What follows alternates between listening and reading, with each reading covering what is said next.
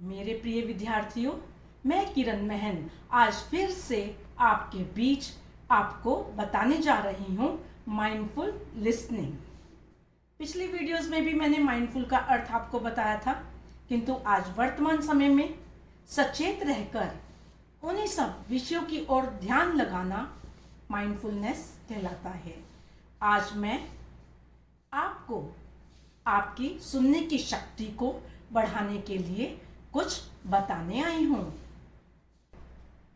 यानी mindful listening आप कैसे अनुभव कर सकते हैं। बच्चों, आप अपना ध्यान उस कार्य की ओर रखेंगे जिसे आप करने जा रहे हैं। इससे वह कार्य बेहतर तरीके से होगा और जल्दी समाप्त आप उसे कर सकते हैं।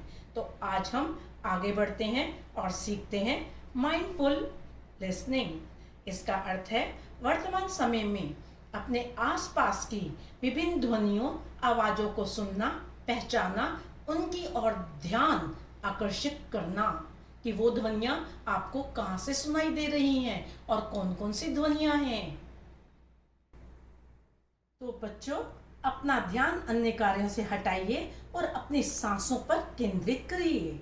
आप आरामदायक स्थिति में या मुद्रा में बैठ जाइए और अपनी आंखें बंद कर लीजिए। कमर सीधी होनी चाहिए।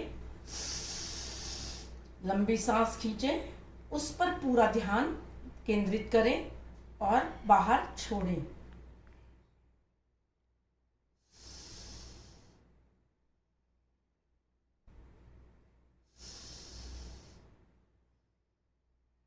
तो बच्चों, ऐसे आपको 3-4 बार करना पड़ेगा और धीरे धीरे इस अभ्यास को बढ़ाना होगा।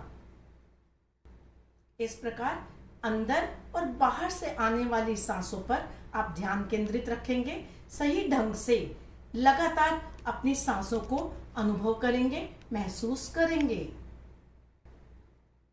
आरामदायक स्थिति में बैठकर अपनी आंखें बंद करेंगे। यदि आंखें बंद नहीं कर सकते तो धरती की ओर अपनी आंखें कर लेंगे और मन को एकाग्र कर अपने आसपास के वातावरण से आने वाली ध्वनियों को सुनने का प्रयत्न करें।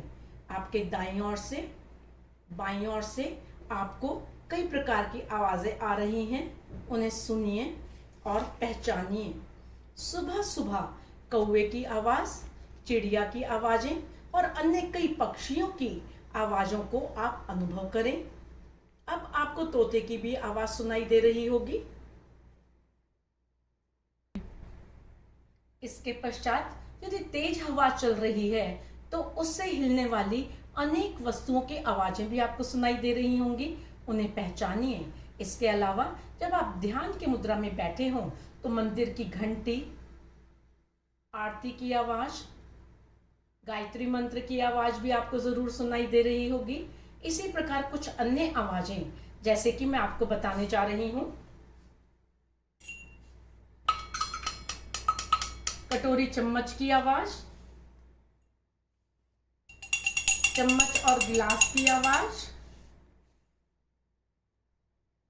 और कप में चम्मच हिलाते हुए इसकी आवाज भी आप कई बार घर में महसूस करते होंगे।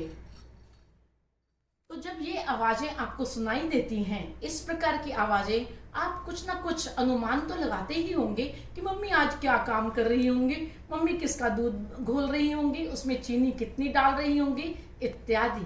तो बच्चों, इन सबको आपको अनुभव करना है।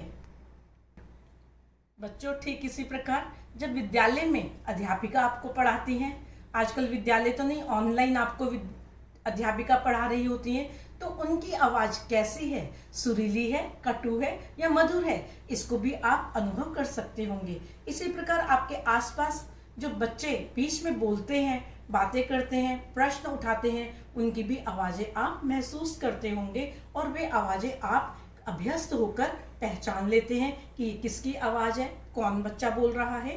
अब आप आंखें खोलकर शांत मुद्रा में बैठ जाइए और सोचें कि आपने क्या क्या अनुभव किया है, किस किस की आवाज को सुना है और पशु पक्षियों की, बच्चों की, कौन कौन से बच्चों की आवाज को सुना है। तो बच्चों, जिन जिन चीजों को आपने सुना है, अर्थात जिन जिन चीजों की आवाजें आपने अपने आसपास के वातावरण में सुनी है, उन्हें पेपर कलम लेकर लिखिए और उसकी लिस्ट मुझे पहुंचाइए।